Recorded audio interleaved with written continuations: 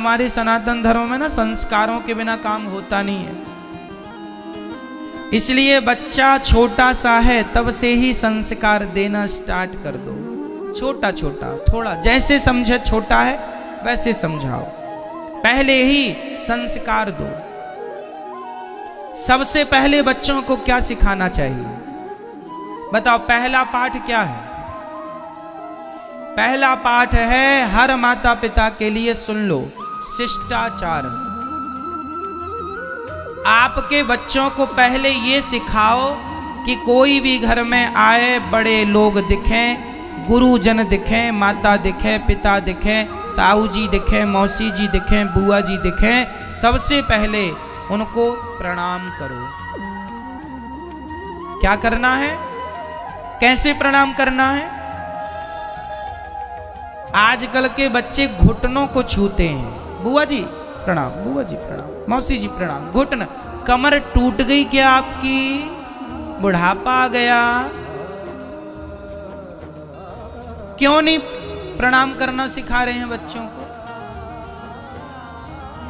यही है, संस्कार आधे आधे होते होते पूरे नष्ट हो जाएंगे। प्रणाम करने से क्या मिलता है? आयुर्विद्या यशो बलम।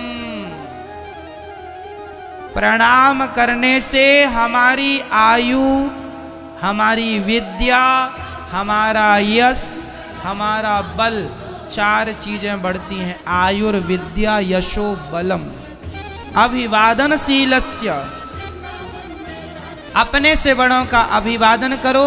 जब आप गुरु जी को प्रणाम करते हैं, आशीर्वाद मिलता है, उस आशीर्वाद से आयु, विद्या, यश, बल। माता को प्रणाम करते हो तो माता क्या आशीर्वाद देती हैं? बेटा खूब लंबी आयु हो तुम्हारी, गंगा यमुना की तरह जियो, आशीर्वाद मिला। खूब फलो फूलो, आशीर्वाद मिला। तो कितने सारे आशीर्वाद फ्री में, यही तो दुआएं, इनमें कोई खर्चा थोड़ी है।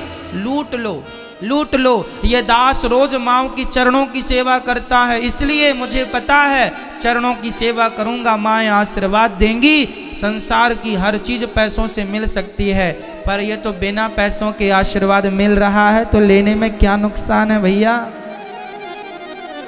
आशीर्वाद मिल रहा फ्री में तो क्या नुकसान है? हर चीज तो पैसे से मिलती है, पर आशीर्वाद तो तुम्हारे झुकने से मिल जाता है।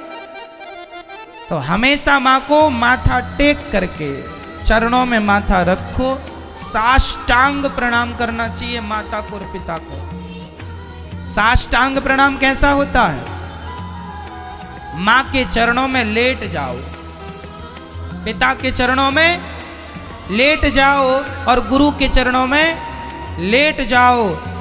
अपने से बड़ों के चरणों में लेट कर प्रणाम करना, ये श्रेष्ठ भगवान का दर्शन। आप लोग बिहारी जी को कैसे प्रणाम करते हैं? कई लोग मैं देखता हूँ बिहारी जी का दर्शन करते हैं और दर्शन करके निकल आते हैं, प्रणाम नहीं करते। आप जाके देख लेना मंदिर में, अक्सर लोग भी, आप लोग इतनी दूर दूर से आए हैं, आप लोग दर्शन करते हैं और निकल लेते हैं जल्दी से। आप प्रणाम नहीं कर पाते भगवान। बताओ आपने कितनी बार बिहारी जी को प्रणाम किया? नहीं किया? एक भी बार किया है? कैसे किया? लेट के किया है? दंडवत किया है? तो अच्छा है। कई लोग दर्शन करते हैं, प्रणाम नहीं करते, निकल आते हैं। ये भी अपराध है, आपको पता है? 36 प्रकार के सेवा अपराध लिखे हैं भागवत जी में। भगवान के मंदिर जाना और मंदिर जाकर भगवान को प्रणाम ना करना, ये बहुत बड़ा अपराध है। इसलिए मंदिर जाओ, पहले भगवान को टुकुर टुकुर देखो, बिहारी जी को दर्शन करो और दर्शन करने के बाद किनारे खड़े है करके और लेट जाओ। लेट जाओ, दंडवत। हे नाथ मैं आपकी हूं। माताएं ना लेटे, माताओं को दंडवत नहीं करना चाहिए। स्त्रियां लेट कर प्रणाम ना करें, पुरुष लेट कर प्रणाम करें। 8 अंग जमीन से टच हो उसे साष्टांग कहते हैं। दंडवत करते समय पुरुषों को ध्यान ये रखना चाहिए कि कमर के पीछे का हिस्सा आपका उठा होना चाहिए, जबकि घुटने आपके जमीन में टच होने चाहिए और आपके हाथ, आपका छाती, आपका सिर जमीन में हो, ये साष्टांग है। पर कमर के बाद का हिस्सा घुटनों तक के बीच का थोड़ा सा 1-2 इंच जमीन से ऊपर होना चाहिए।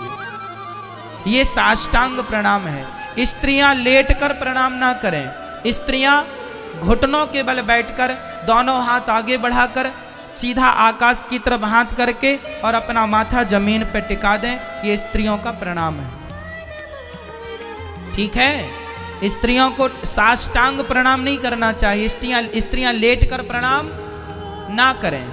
स्त्रियां घुटनों के बल बैठें और वो अपना माथा जमीन पर रख दें और दोनों हाथ आगे की तरफ सीधा कर दें। हे नाथ, मुझे स्वीकार कीजिए। ये स्त्रियों का प्रणाम है। पुरुषों को दंडवत लेटकर यही प्रणाम भगवान को करना है और यही प्रणाम पुरुषों को अपने माता और पिता को, गुरुजनों को ऐसे ही प्रणाम करना चाहिए। और प्रणाम कैसे करना चाहिए? कभी सीधे प्रणाम नहीं करना। सीधे मीन्स बिहारी जी, गुरु जी खड़े हैं और गुरु जी के ठीक सामने आपने सामने से प्रणाम किया, ये अपराध है। ये बिहारी जी है माना कि, और बिहारी जी के ठीक सामने आपने ये लेटकर प्रणाम किया, ये भी अपराध है। फिर कैसे? सामने सीधा नहीं। माता सामने खड़ी है, सीधा प्रणाम नहीं। पिता सामने खड़ा है, गुरु सामने खड़े, सीधा प्रणाम नहीं। तो कहाँ? जरा सा यूं, साइड से, यूं साइड से, हल्का सा दाएं तरफ से। ठीक है, प्रणाम करना चाहिए। क्यों? क्योंकि भगवान के ठीक सामने सदा हनुमान जी बैठे होते हैं। यदि आपने राम जी को सीधा प्रणाम किया तो फिर आपके पांव किसकी तरफ हो जाएंगे? हनुमान जी की तरफ। तो वो अपराध हो जाएगा भक्त का। इसलिए थोड़ा सा दाएं बाएं होकर प्रणाम करना चाहिए ताकि भगवान को प्रणाम हो। पर भगवान के सामने ना देवी देवताओं का वास होता है, तो हमने भगवान को प्रणाम किया। और माता पिता के सामने किसका वास होता है? बताओ, माता पिता के सामने किसका वास है? भगवान का। जब माता पिता और गुरु इन तीनों के सामने सदा भगवान होते हैं, यदि माता पिता और गुरु को सामने से प्रणाम किया तो भगवान की तरफ पांव हो जाएंगे। इसलिए दाएं या बाएं होकर हल्के से प्रणाम करना चाहिए। थोड़ा दाएं हो जाओ या थोड़ा बाएं हो जाओ और किनारे से हल्के से प्रणाम करो, सामने से नहीं। समझ रहे हैं मेरी माँ? तो बच्चों को प्रणाम करना सीखना है। पहला पाठ शिष्टाचार का। कैसे प्रणाम करना है? दंडवत। कैसे करना है मैया? बोलो, लेट कर। ठीक है, तो अपने बच्चों को सिखाएंगे ना ये बात? बचपन से सिखाओ, बूढ़े हो जाएंगे तब नहीं सीखेंगे। बच्चे को सिखाओ प्रणाम कैसे करना है बड़ों को, पहला। दूसरा, बच्चों को पहले ये सिखाओ कि उनको बोलना कैसे है। अपने से बड़ों से, अपनी माँ से, अपने पिता से, गुरु से, बुआ से, चाची से, चाचा, कैसे बोलना है। कभी गाली नहीं, कभी उल्टे सीधे शब्द नहीं, सदा आप कह करके बात करनी है। बड़ों का सम्मान करना है। कोई भी बड़ा घर में आए तो पहले हमें खड़े हो जाना चाहिए। हमारे घर में हम बैठे हैं, कभी पिताजी आए हैं काम से बाहर से, तो खड़े होकर, बेटे का धर्म है खड़े होकर पिता का स्वागत करें। लेकिन आजकल बच्चे तो बाप के संग बैठ के शराब पीते हैं। इसलिए आपको ध्यान रखना है संस्कारों का और संस्कार बोलने का। इसके बाद बच्चों को चरित्र का संस्कार दीजिए। काहे का संस्कार? आजकल माँ बाप चरित्र की कोई बात बच्चों से नहीं बोलते, उन्हें शर्म लगती है। आप नहीं बोलेंगे कौन बोलेगा? पाकिस्तान से लोग आएंगे बोलने के लिए, समझाने के लिए। समझाओ, बेटा ऐसे प्रणाम करते हैं, बड़ों से ऐसी बातें करते हैं, अच्छी बातें करते हैं, सदा स्माइल के साथ बात करते हैं। आपके घर कोई मेहमान आए तो मेहमान का स्वागत कैसे किया जाता बताओ? जब कोई मेहमान घर में आए तो उसको भले घर में बड़ी टेंशन चल रही है, पर मेहमान को देखो, घर में बुआ जी अचानक आई, मौसी जी अचानक आई, चाचा जी ताऊ जी अचानक आए, और आपके घर में तभी पति पत्नी का महाभारत हुआ और उसी समय वो आ गए, तो आप क्या करेंगे? जब भी कोई मेहमान आए तो स्माइल के साथ मुस्कुराते ही, अरे बुआ जी आइए आइए आइए, स्वागत है, हंसते स्माइल के साथ बुआ जी का मौसी जी का स्वागत करो, बिठाओ, चरण धो। आपके यहाँ परंपरा है कि नहीं बड़ों के पांव धोने की? हमारे यहाँ परंपरा, हमारे यहाँ कोई भी आता, मौसी जी आती, बुआ जी आती हैं, उनके पहले पांव धोए जाते हैं। हम लोग धोते थे पांव। कोई भी बड़े सदस्य आए, वंदनीय आए, पहले क्या करते हैं? उनके चरण प्रक्षालन करते, चरणों की सेवा करते, और उसके बाद बिठाओ, चाय नाश्ता खिलाओ पिलाओ, अच्छे से बात करो स्माइल के साथ, और जब वो जाएं तो दरवाजे तक उनको छोड़ के आओ। कई लोग ना मेहमानों के सामने ही लड़ने लग जाते हैं, ये भी अपराध है। हमारे वेदों में अतिथि को क्या माना गया है? जोर से, अतिथि देवो भव। ना जाने किस रूप में नारायण मिल जाए, पता नहीं कौन से रूप में भगवान तुम्हारे घर आए और तुमने उन्हीं का स्वागत सम्मान नहीं किया और चले गए। तो इसलिए हर रूप को भगवान का रूप मानो और भगवान जानकर उनकी सेवा करो। ये शिष्टाचार आप सभी के जीवन में हो। अतिथि देवो भव, मातृदेवो भव, पितृदेवो भव, आचार्य देवो भव। माँ भगवान, पिता भगवान, गुरु भगवान, अतिथि भगवान, सबकी सेवा करना, यही गृहस्थों की गृहस्थी है, यही सदगृहस्थ हैं कि आपका अतिथि आपसे प्रसन्न है। जब बुआ जी जाने लगे, मौसी जी जाने लगे, बड़े लोग जाने लगे, तो उनका तिलक करके दान दक्षिणा जो आपसे बन पड़ा दे के विदा करना चाहिए। चलो अब इसके बाद शिष्टाचार के बाद आया चरित्र। बच्चों का चरित्र कैसा हो? मजबूत हो।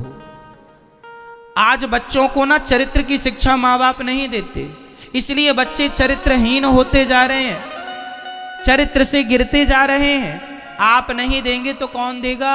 बच्चों को बताओ, बेटा यदि तुम गलत काम करोगे, किसी लड़की की तरफ देखोगे, किसी लड़के की तरफ देखोगे, तो बेटा समाज हमें क्या कहेगा कि देखो तुम्हारी बेटी ऐसी है, देखो तुम्हारा बेटा ऐसा है।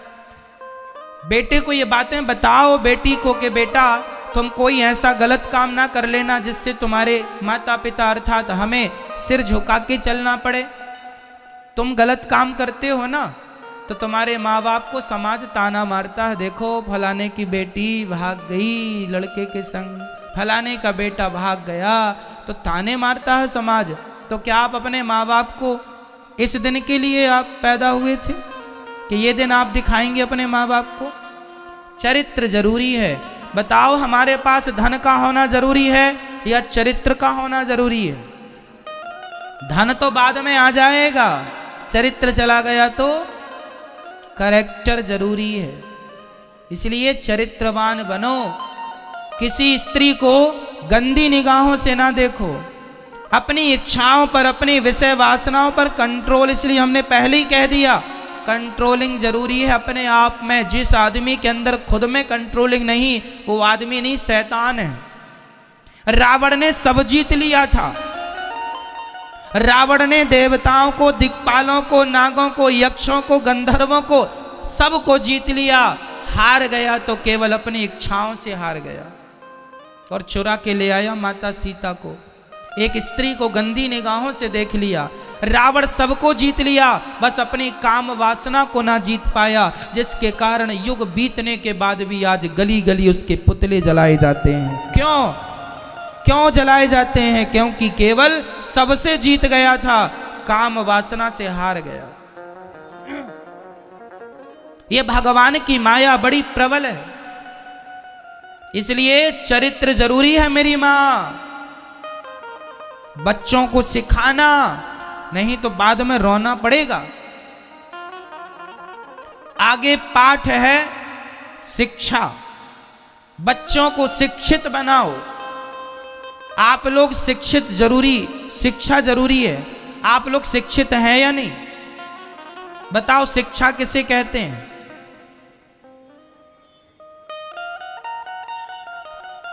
एक आदमी, एक पढ़ा लिखा बेटा पीएचडी किया, अपने ससुर से कहता है हमें गाड़ी चाहिए, दहेज चाहिए। आप क्या कहेंगे? क्या ये पढ़ा लिखा है? क्या ये शिक्षा है? जो आदमी दहेज मांग रहा है, भिखारियों की तरफ गिड़गिड़ा रहा है, भीख मांग रहा है, वो शिक्षित कैसे हो सकता है? शिक्षा वही है, उसी आदमी को शिक्षित समझिएगा जो अपना परिवार अपनी मेहनत के बल पर चला रहा है, कमा रहा है, भगवान पर विश्वास है, मेहनत करता है, जो पैसे मिलते हैं उसी से परिवार का पोषण करता है, वो किसी के आगे हाथ नहीं फैलाता, वो सबसे ज़्यादा शिक्षित है।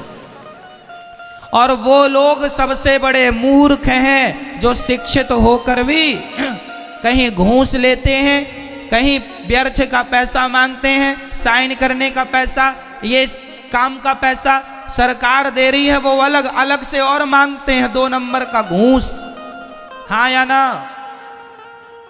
ये कौन लोग हैं? ये समाज, ये देश पर, समाज पर बोझ है। क्या है? बोझ है। इतना भ्रष्टाचार है भारत में कि आप छोटा सा काम कराइए, उसमें आपको बहुत सारा पैसा देना पड़ता है। हाँ या ना? बोलो हाँ या ना? देना पड़ता है। सरकारी काम जितने भी होते हैं अधिकाधिक उसमें 2 नंबर का पैसा देना पड़ता है। हाँ या ना? कौन लोग हैं ये? अनपढ़ लोग नहीं हैं, ये सारे लोग पढ़े लिखे हैं। ऐसे पढ़े लिखों को ही मूर्ख कहा जाता है। ये सबसे बड़े मूर्ख हैं जो दूसरों के आगे हाथ फैला रहे हैं, जिन्हें अपनी मेहनत पर विश्वास, ये जल्दी से धन्ना सेठ होना चाहते हैं, लेकिन यही लोग सबसे ज्यादा दुखी भी हैं। यही लोग सबसे ज्यादा दुखी भी हैं। मैं आपसे हाथ जोड़ के कहता हूं, कभी आप भ्रष्टाचार ना कीजिएगा। जितना आपको ईमानदारी से मिल रहा है वो आप रखिएगा, वही आपका असली धन है, वही मेहनत की कमाई है। व्यर्थ की ना, हमें तो लाख रुपए करोड़ रुपए जमीन में मिल जाएं पड़े हुए, हम तो ना छुएं, देखें भी ना। हम कभी नहीं देखते किसी के धन को। जो हमारी मेहनत का 2 रुपए 5 रुपए वो मेरा है, व्यर्थ का मेरा नहीं है। ईमानदारी जरूरी है। तो आप अपने बच्चों को ईमानदारी का पाठ पढ़ाएंगे या नहीं? हाँ या ना? आजकल ये पाठ स्कूल कॉलेज में नहीं पढ़ाया जाता। काश पढ़ाया जाता तो आज इतना भ्रष्टाचार ना होता मेरे देश में।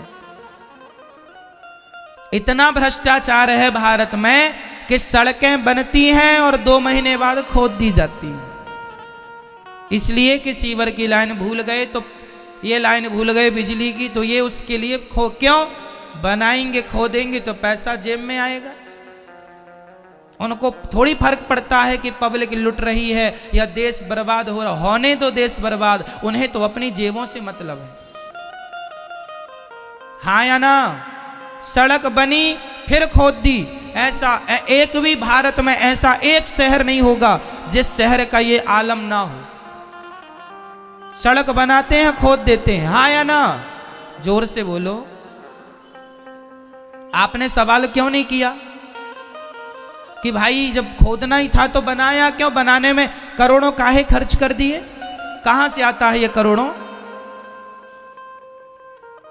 वही समाज की गरीबी को दूर करने में। अरे जो पैसा सड़क बनाने और सड़क खोद कर फिर बनाने में खर्च होता है, उसी पैसे से अच्छे हॉस्पिटल बनाए जाएं, उन्हीं पैसों से अच्छी यूनिवर्सिटी बनाई जाए और शिक्षा को फ्री किया जाए ताकि भारत पढ़ सके। आज भारत में सबसे ज्यादा अशिक्षा है। आज किसी को पढ़ना हो तो उसके पास पैसा नहीं है तो वो नहीं पढ़ पाता। क्यों जी? रिक्शा वाला रिक्शा चलाकर अपने बेटे को अच्छी यूनिवर्सिटी में कैसे पढ़ाएगा? उसका तो बैलेंस नहीं है। अमेरिका जापान सक्सेस क्यों हो गए, सफल क्यों हो गए? क्योंकि वहां अमेरिका के राष्ट्रपति का बेटा और वहां के टैक्सी के ड्राइवर का बेटा एक साथ एक ही स्कूल में पढ़ते हैं, इसलिए वो देश सफल हो गए, क्योंकि वहां शिक्षा में अंतर नहीं है। और मेरा देश इसलिए अभी पीछे है क्योंकि हमारे यहाँ की शिक्षा में ही भेदभाव है। जिनके पास पैसे हैं वो पढ़ेंगे, जिनके पास पैसा नहीं है वो नहीं पढ़ेंगे। शिक्षा फ्री होनी चाहिए पूरी, एक देश एक शिक्षा होनी चाहिए, हाँ या ना? हाँ या ना? एक देश एक शिक्षा, और कोई भी पढ़े, जितना पढ़े सरकार पढ़ाए, टैक्स और लेना है और लो, पर भारतवासियों को शिक्षित बनाने की जरूरत है। शिक्षित नहीं होंगे तो फिर रास्ते चलते तुम्हारे गले की चैन उतरती रहेगी, तुम्हारा बटुआ कटता रहेगा, बहन बेटियों की लाज लुटती रहेगी। शिक्षित होना जरूरी है। शिक्षा का स्तर नीचे है। बच्चों को समझाओ, बेटा पढ़ाई में ध्यान दो, पढ़ेगा इंडिया तो बढ़ेगा इंडिया, पढ़ेगा नहीं बढ़ेगा नहीं। आप अपने बच्चों को ऐसे संस्कार दीजिएगा, इतना राष्ट्र प्रेम भरिए उनके अंदर, इतना देश प्रेम भरिए कि जब वो बड़े बड़े पदों पर जाएं तो उनको कहकर भेजना, बेटा 2 रोटी कम कमाना पर अपने देश के लिए काम करना और ईमानदारी से काम करना। देश मेरा है इसलिए काम करना। मुझे धन्ना सेठ नहीं बनना कि मैं देश को बेच के करोड़पति हो जाऊं।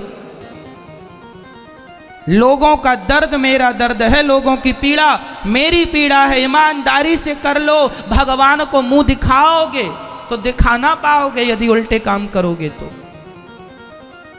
जाना सबको वही है।